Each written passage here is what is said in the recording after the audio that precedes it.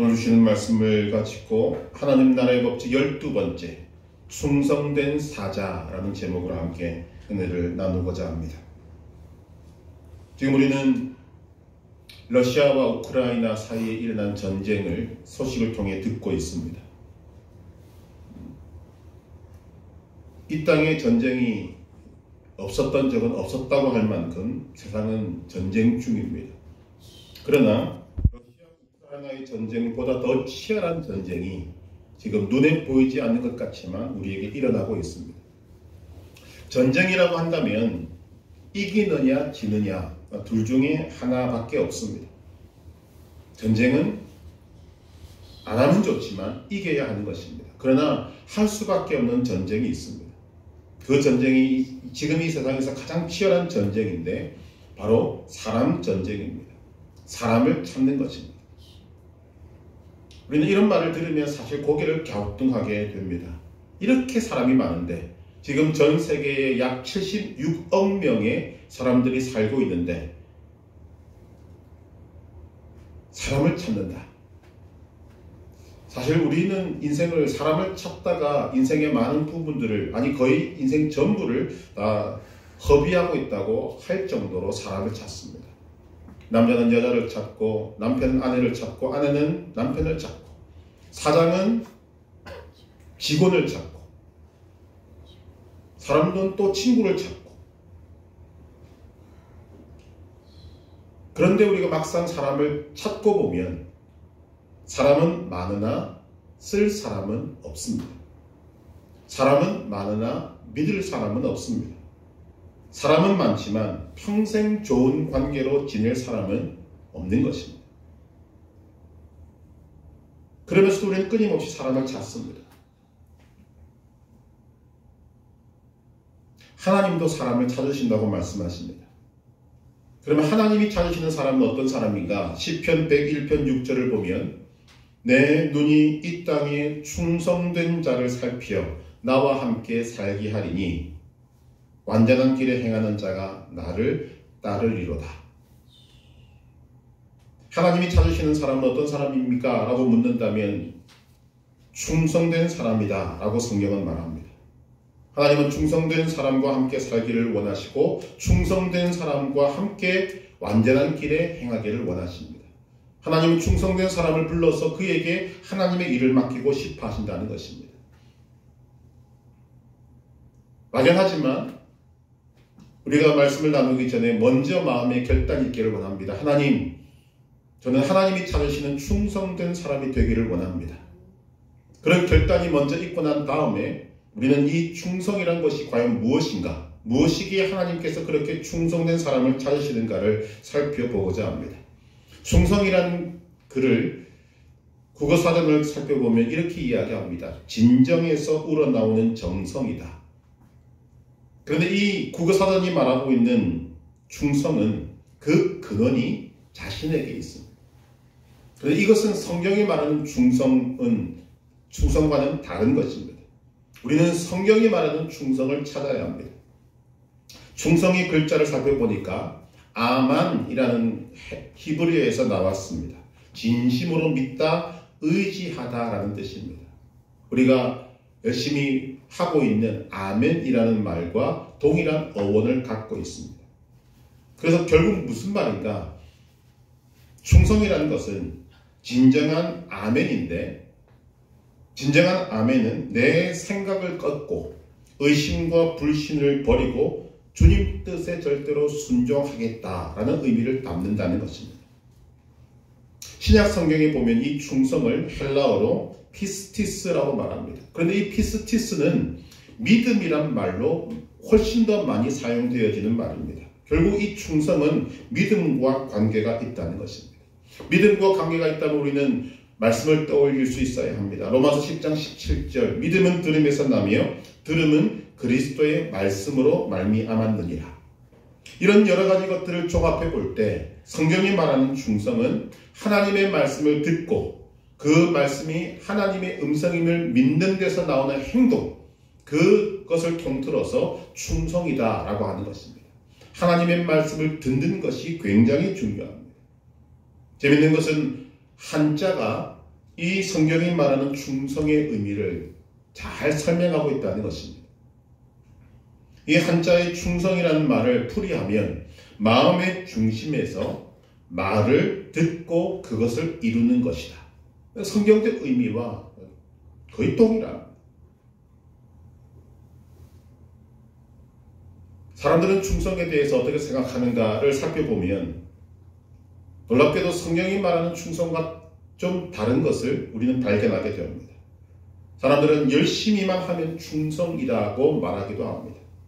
게으름 부리지 않고 부지런하면 충성이라고 말하고 일관되면 충성이라고 말합니다. 그러나 그것은 성경이 말하는 충성과 거리가 있다는 것입니다. 성경이 말하는 충성의 제일 중요한 것은 동기입니다. 정확히 말하면 지금 내가 하고 있는 말이나 행동이 하나님이 명령하신 것인가, 하나님이 말씀하신 것인가 하는 것을 가장 먼저 따져봐야 한다는 것입니다. 성경이 말하는 충성은 어떤 경위로든 하나님의 말씀을 받았기 때문에 순종하는 것입니다. 그래서 충성은 하나님께 순종하는 행동입니다.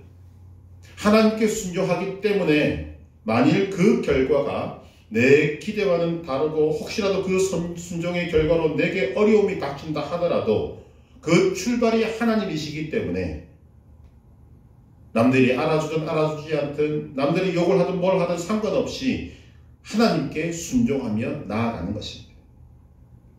그래서 진정한 충성은 그 충성하는 길에 어려움을 만나도 원망하지 않고 탓을 남에게 돌리지 않습니다. 충성하다가 어려움을 만나면 다시 충성의 근본이신 하나님께로 나아갑니다. 왜냐하면 하나님이 시작하신 일이고 지금도 하나님이 모든 것을 알고 계시고 하나님께서 모든 것을 다스리고 계시기 때문에 충성의 결과와 상관없이 나는 하나님을 신뢰합니다. 하나님을 의지합니다. 라는 마음으로 하나님께 나아가는 것입니다. 그러나 이 출발이 잘못되면 하나님으로부터 온 이 충성이 아니라면 출발 자체가 잘못되었기 때문에 충성을 한다고 하지만 그 결과가 내게 어려움이 오거나 고난으로 오거나 일이 잘 되지 않거나 하면 하나님께 원망을 돌리고 다른 사람을 탓하고 낙망하고 무너지게 되는 것입니다.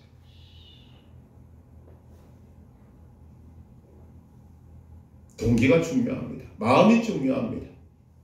이것을 잘 보여주는 말씀이 마태복음 7장에 나타나고 있습니다. 마태복음 7장 22절 23절에 이렇게 말합니다. 그날에 많은 사람이 나더러 이르되 주여 주여 우리가 주의 이름으로 선지자 노릇하며 주의 이름으로 귀신을 쫓아내며 주의 이름으로 많은 권능을 행하지 아니하였나이까 하리니 그때 내가 그들에게 밝히 말하되 내가 너희를 도무지 알지 못하니 불법을 행하는 자들아 내게서 떠나가라 하리라. 마지막 심판 때의 모습을 우리에게 묘사하고 있습니다. 이들은 주님 앞에 나와서 이렇게 이야기합니다. 우리가 주의 이름으로 선지자 노릇했고 주의 이름으로 귀신을 쫓아냈고 주의 이름으로 많은 권능을 행했다고 말합니다. 여러분 대단한 일입니다. 여러분 귀신을 쫓아내 보셨습니까? 기도해서 병을 낫게 해보셨습니까? 결국 쉬운 일 아닙니다. 그런데 그런 일들을 행했다는 거죠. 말로만 하는 것이 아니라 실제로 행했습니다. 그런데 주님은 그런 사람들을 향하여서 내가 너희를 도무지 알지 못하니 불법을 행하는 자들아 내게서 떠나가라고 하십니다. 사실 여러분 이 굉장히 충격적인 이야기입니다. 주의 이름으로 행했다고 한 자들을 주님이 너희를 도무지 모르겠다. 그리고 그들을 향하여서 불법을 행하는 자들이라고 부른다는 것입니다. 뭐가 불법입니까? 이것이 핵심입니다. 이 말씀이 우리에게 가져다주는 가장 핵심은 바로 이것입니다. 누가 시켜서 했느냐 하는 것입니다. 누구의 명령으로 선지자 노릇했고 누구의 뜻을 쫓아서 귀신을 쫓아내었고 누구의 음성을 듣고 권능을 행했는가. 어떤 사람은 이렇게 말하기도 합니다. 은사를 받았으면 그냥 하는 거지 뭘 그렇게 매 건마다 할까요 말까요 물으면서 하나. 그냥 은사를 받았다는 것은 그냥 하면 되지 않는가. 여러분, 그러나 은사를 받았다고 해서 마음대로 은사를 사용한다면 그것은 하나님께 충성한 것이 아니라 자기 자신에게 충성한 것입니다. 성경적 원리로 따지자면 은사를 받았다고 해도 그것을 행하는 것은 주님께 물어보아야 합니다.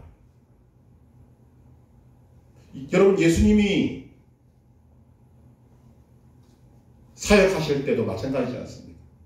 어떤 때는 갑자기 사역을 하시다가 중단하시고 산으로 올라가신 때도 있습니다. 그런 일들이 한두 번이 아닙니다.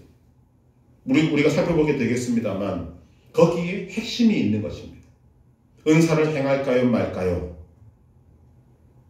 이것을 묻지 않고 나는 은사를 받았으니까, 능력이 있으니까, 권능을 행할 수 있으니까 내 생각대로, 내 주장대로, 내 뜻대로 행했다고 한다면 아무리 병자가 낫고 귀신이 떠나가도 주님이 시키지 않은 일이기 때문에 주님은 이렇게 말씀하신다는 것입니다. 내가 너희를 도무지 알지 못한다. 여러분, 이런 일을 인간이 할 수 있습니다. 인간은 겉으로는 주님을 위한다고 하면서도 체면 때문에 주님께 충성할 수 있습니다. 자기의 직분이나 위치 때문에 주님께 충성할 수도 있습니다. 그러나 이것들 역시 주님의 인정을 받지 못합니다. 주님이 우리에게 가장 핵심적으로 묻고 있는 것은 누가 시켰는가, 그리고 시킨 대로 하는가 하는 것입니다. 그래서 하나님이 우리에게 충성의 모델로 보여주시는 말씀이 있습니다. 히브리서 3장 1절 2절 제가 읽어드립니다. 그러므로 함께 하늘의 부르심을 받은 거룩한 형제들아, 우리가 믿는 도리의 사도이시며 대제사장이신 예수를 깊이 생각하라. 그는 자기를 세우신 이에게 신실하시기를 모세가 하나님의 온 집에서 한 것과 같이 하셨으니. 자, 지금 하나님이 우리에게 충성의 모델로 두 사람을 내세우고 있습니다. 한 사람은 예수님이고 한 사람은 모세입니다. 믿음의 사람들이 성경에 얼마나 많이 있습니까? 그런데 하나님께서 오늘 우리에게 충성을 말할 때 딱 대표적으로 두 사람을 내세우십니다. 모세와 예수님입니다. 먼저 모세를 보십시다. 모세의 삶을 다 말하기는 시간이 부족해서 요약하면 이런 것입니다. 모세는 정말 처음부터 끝까지 불평, 원망하고 말 듣지 않는 그런 이스라엘 백성들을 이끌고 애굽을 탈출했습니다. 그리고 광야에서 40년을 보냈습니다. 자기를 대하여, 하나님을 대하여 끊임없이 원망하는 백성들을 대할 때 모세는 자기 성질대로 안 했습니다. 자기 기질대로 안 했습니다. 자기 생각대로 안 했습니다. 항상 모세는 일이 있을 때마다 하나님 앞에 엎드렸습니다. 그리고 하나님이 주시는 말씀대로 행했습니다. 그런 모습을 성경은 충성이다라고 말합니다. 민수기 12장 7절 내 종 모세와는 그렇지 아니하니 그는 내 온 집에 충성함이라. 여러분, 모세가 행한 일이 얼마나 많습니까? 애굽 땅에 10가지 기적을 행했습니다. 광야에서 만나와 메추라기를 내려서 백성들에게 먹였고, 불기둥 구름기둥을 계속 있도록 하나님께 요청했고, 얼마나 많은 기적들을 행했는지 모릅니다. 그런데 그런 것들이 중요한 것이 아니라 하나님이 보시기에 중요한 것은 하나님의 뜻대로 행했는가, 바로 이것입니다. 그것이 충성이라는 거죠. 모세보다도 훨씬 더 충성을 우리에게 설명해 주는 분이 바로 예수님이십니다. 예수님이 하신 말씀들과 그의 것들을 머릿속에 떠올리고 보시기 바랍니다. 요한복음 14장 10절 내가 아버지 안에 거하고 아버지는 내 안에 계신 것을 네가 믿지 아니하느냐. 내가 너희에게 이르는 말은 스스로 하는 것이 아니라 아버지께서 내 안에 계셔서 그의 일을 하시는 것이라. 예수님은 말하는 것도 자신의 말은 없다고 말했습니다. 하나님 아버지의 말을 나는 말한다. 요한복음 14장 24절 나를 사랑하지 아니하는 자는 내 말을 지키지 아니하나니 너희가 듣는 말은 내 말이 아니요 나를 보내신 아버지의 말씀이니. 요한복음 12장 49절 내가 내 자의로 말하는 것이 아니요 나를 보내신 아버지께서 내가 말할 것과 이룰 것을 친히 명령하여 주셨으니. 요한복음 12장 50절 나는 그의 명령이 영생인 줄 아노라. 그러므로 내가 이르는 것은 내 아버지께서 내게 말씀하신 그대로니라. 예수님은 처음부터 끝까지 말씀하시는 것도 하나님 아버지의 말씀을 그대로 말했고 행하는 모든 행동도 하나님의 말씀을 받아서 그대로 행했다고 말씀하십니다. 이것이 예수님의 특징이었습니다. 하나님의 말씀대로 말씀을 듣고 들은 대로 행하는 것이 예수님의 삶의 특징이었다는 것입니다. 그리고 성경은 우리에게 그러한 예수님의 모습이 충성의 가장 완벽한 모델이다라고 말씀하고 있습니다. 우리가 이 예수님과 모세를 통해서 하나님이 우리가 이 충성을 생각할 때 무엇을 보시는가를 볼 수 있습니다. 하나님은 우리의 마음을 보십니다. 느헤미야 9장 8절은 하나님께서 아브라함을 왜 부르셨는가에 대한 해설을 해주고 있습니다. 그의 마음이 주 앞에서 충성됨을 보시고 그와 더불어 언약을 세우사 가나안 족속과 헷 족속과 아모리 족속과 브리스 족속과 여부스 족속과 기르가스 족속의 땅을 그의 씨에게 주리라 하시더니 그 말씀대로 이루셨사오매 준 의로우심이로소이다. 우리는 아브라함을 통해서 뭘 볼 수 있습니까? 하나님이 왜 그를 택했을까? 그의 마음속에 뭐가 있습니까? 충성이 있습니다. 하나님은 우리가 하는 말이나 행동 그 자체를 가지고 야 네가 나에게 충성하는구나 정말 충성되게 일을 하는구나 라를 보시는 것이 아니라 왜 그 일을 하는지 누구 말을 듣고 하는지 우리의 마음을 가장 먼저 살피신다는 것입니다. 오늘 말씀이 뭐라고 이야기합니까? 잠언 25장 13절 충성된 사자는 그를 보낸 이에게 마치 추수하는 날의 얼음 냉수 같아서 능히 그 주인의 마음을 시원하게 하느니라. 여러분 이 말씀을 주님은 추수하는 날의 얼음 냉수 그 자체를 원하시는구나 이렇게 듣는 분은 아마 안 계실 것입니다. 비유입니다. 지금 하나님이 초점을 맞추고 있는 것은 충성된 사자는 충성된 사람은 그를 보낸 주인의 마음을 시원하게 한다. 여기에 초점이 있는 것입니다.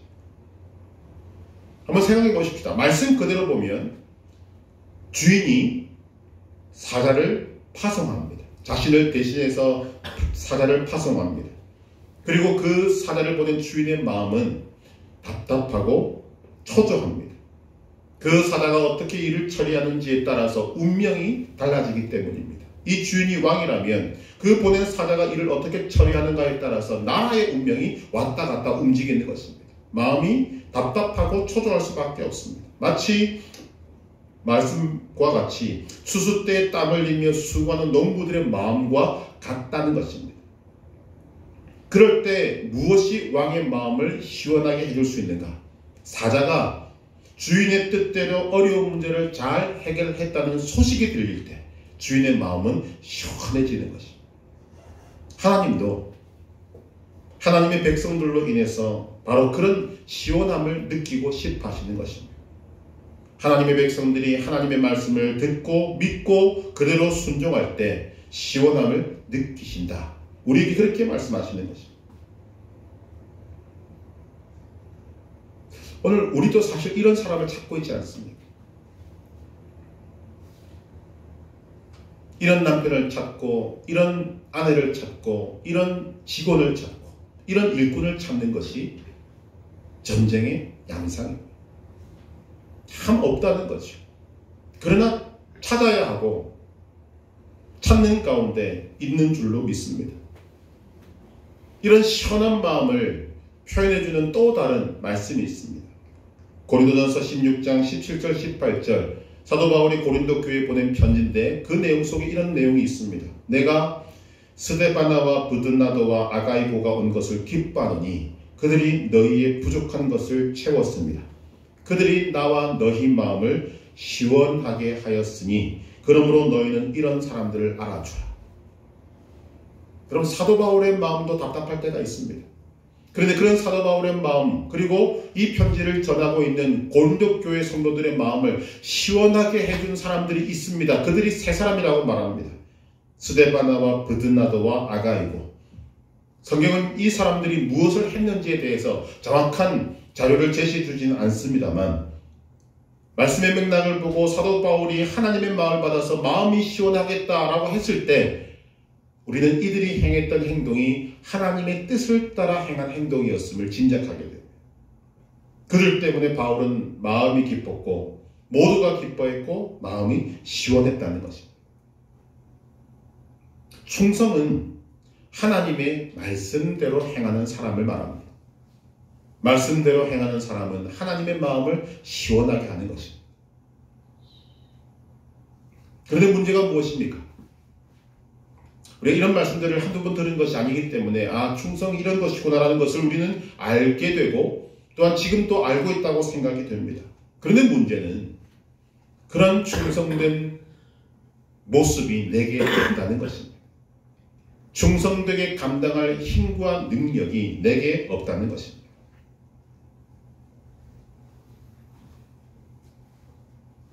우리가 진정으로 하나님의 자녀가 되었다면 하나님의 은혜를 알고 새 생명을 얻었고 천국을 소유했고 천국을 바라보고 있는 그런 사람들이라면 여러분들의 마음속에 분명히 하나님께 충성하고 싶은 마음이 있을 것입니다. 그런데 실제로 보면 마음은 있습니다만 우리에게 그 충성된 삶을 살아낼 힘과 능력은 없다는 것입니다.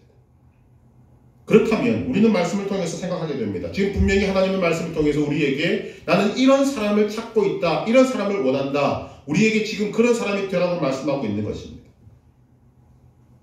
그럼 어떻게 이 간극을 좁힐 수 있고 우리가 정말 하나님이 찾으시는 충성된 사람이 될 수 있는가?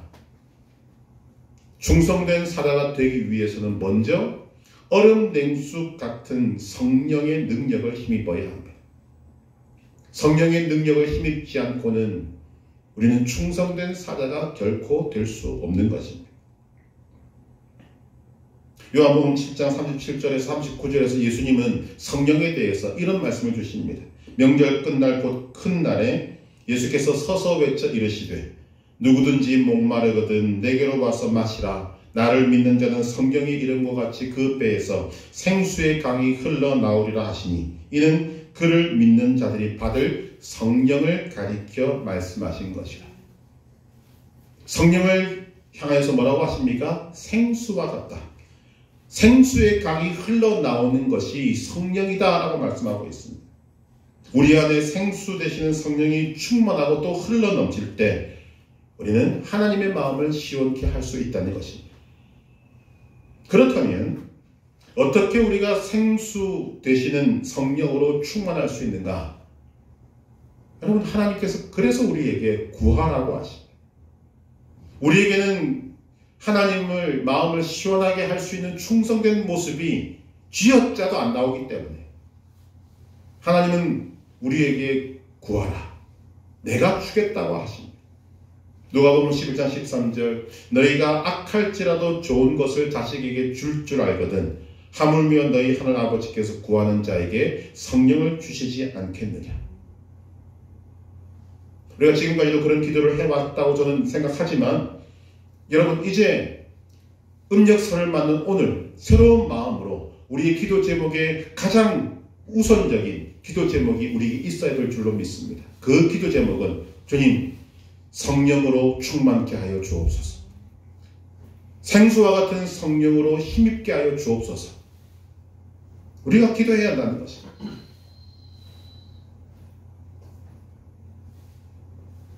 예수님께서는 십자가를 지시고 죽으셨다가 부활하시고 하늘로 올라가시기 전에 그를 바라보고 있는 제자들을 향해서 이런 말씀을 주십니다. 누가복음 24장 49절 볼지어다 내가 내 아버지께서 약속하신 것을 너희에게 보내리니 너희는 위로부터 능력으로 입혀질 때까지 이 성에 머물라. 우리는 이 말씀의 의미를 압니다. 능력으로 입혀질 때까지 이 성에 머물라는 말은 그냥 그 성에 거주하라는 말이 아닙니다. 능력으로 입혀질 때까지 이 성에 머물면서 기도하라는 하나님의 말씀입니다. 그래서 이 말씀을 들은 자들 120명이 마가의 다락방에 모여서 기도했습니다. 그들이 한 마음과 한 뜻으로 한 장소에 모여서 기도했을 때 약 10일 정도 되었을 때 오순절 성령이 임했습니다. 우리가 알고 있는 바와 같이 성령 충만을 받은 그들은 충성된 삶으로 하나님께 영광을 돌렸던 것입니다. 하나님께서 우리에게 이런 증거를 보여주십니다.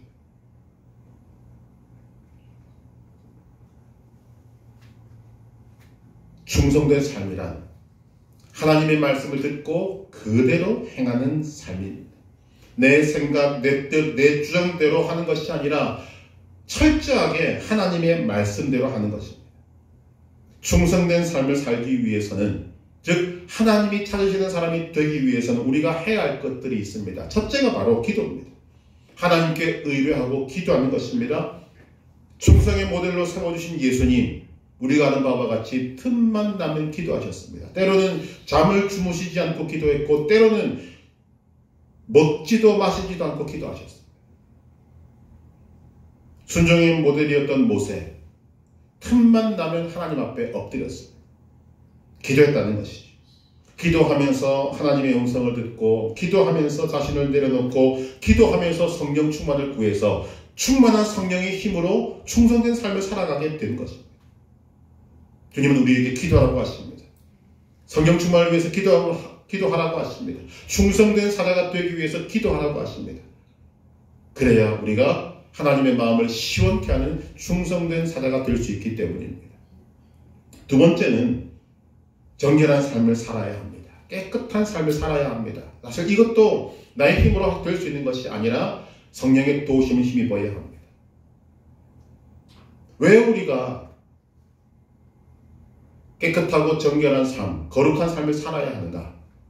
여러분, 하나님께서 충성된 사람을 원하신다는 말은 사탄은 충성된 사람을 하나님으로부터 뺏기에 혈안이 된다는 말과 똑같은 것입니다.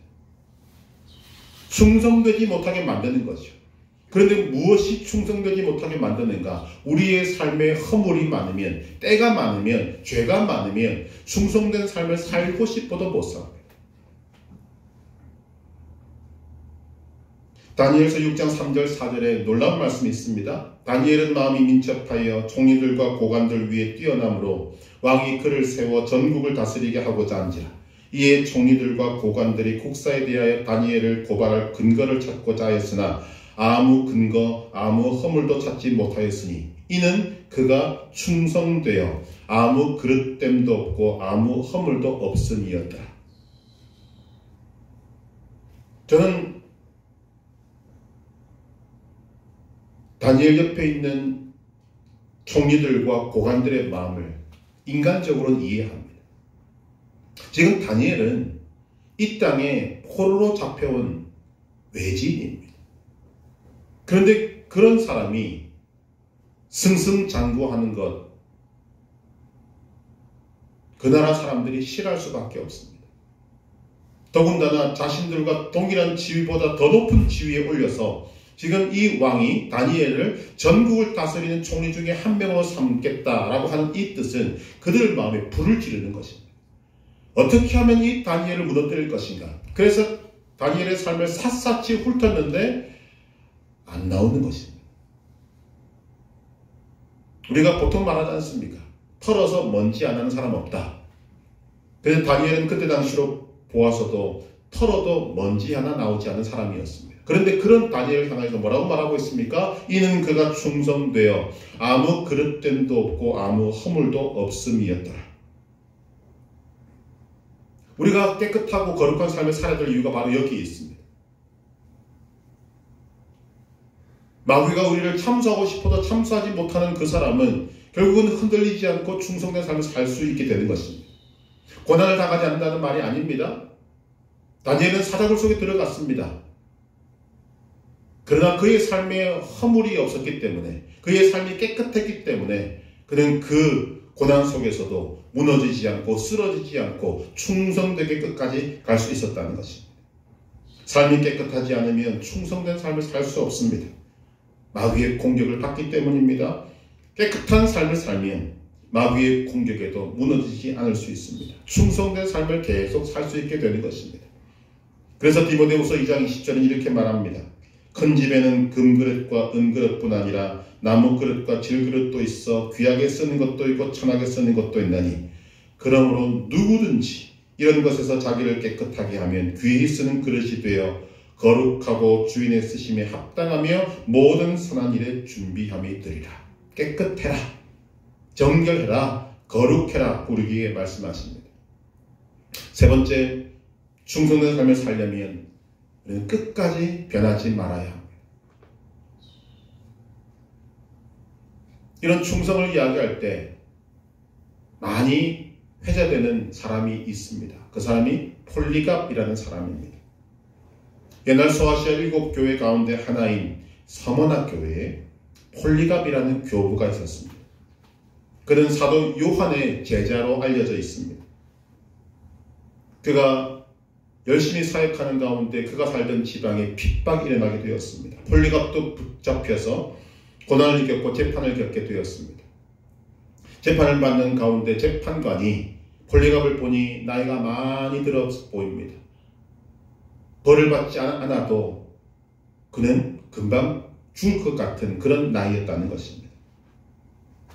그래서 재판장이 폴리갑에게 말합니다. 네가 만일 예수를 믿지 않겠다고 딱 한 번만 말하면 내가 너를 살려주겠다. 그때 폴리갑은 유명한 말을 합니다. 지난 86년 동안 예수님은 한 번도 나를 모른다고 부인하신 적이 없었다. 그리고 지금까지 한결같은 사랑을 내게 베풀어 주셨는데 내가 어찌 지금에 와서 예수님을 모른다고 단 한 번이라도 부인할 수 있단 말인가. 이 말을 하고 장작에 붙여진 불로 인해서 화형을 당했습니다.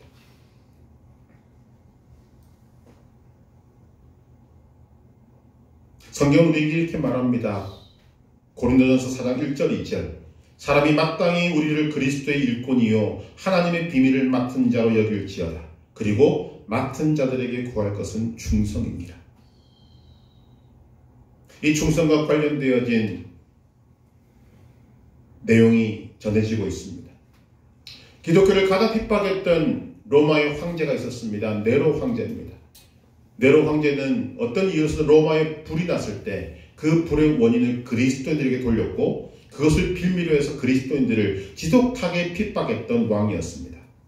이 네로 황제가 기르고 양육했던 레슬링 선수들이 있었습니다. 모두 40명의 정말 탁월한 레슬링 선수들. 그런데 어느 날 네로의 귀에 이런 말이 들리는 것입니다. 레슬링 선수 중에 기독교인이 있다고 합니다.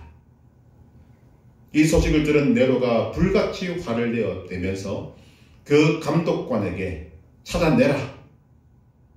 그래서 그 감독이 자기가 지금까지 아끼면서 양육했던 그 레슬링 선수들을 데리고 물어봅니다. 너희 중에 기독교인이 있느냐? 손 들어봐라. 그랬더니 놀랍게도 40명 모두가 손을 드는 것입니다. 감독이 깜짝 놀랐습니다. 그런데 왕의 명령이니 어쩔 수 없이 그들을 데리고 기회를 주기 위해서 추운 겨울 바닷가로 갑니다. 자기는 모닥불을 피워놓고 의자에 앉아있고 그 40명을 향해서 말합니다.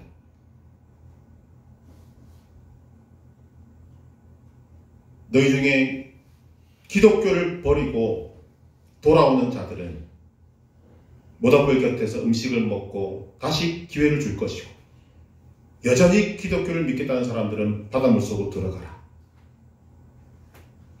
그러더니 40명이 노래를 부르면서 바닷물로 향해 들어가더라는 것입니다.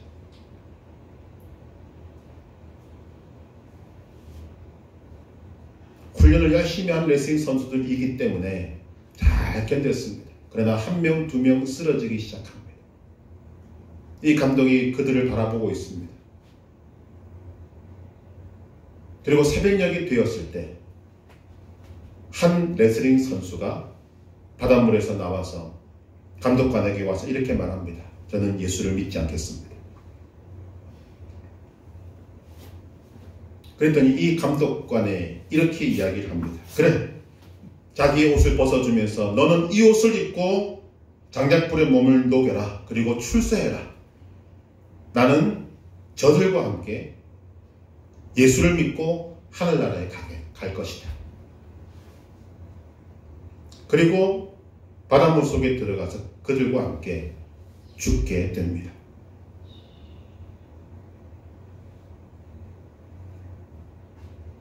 하나님은 충성된 자를 찾으십니다. 충성된 자는 큰 일을 하는 사람이 아닙니다. 충성된 자는 하나님의 말씀을 듣고 그대로 행하는 사람입니다.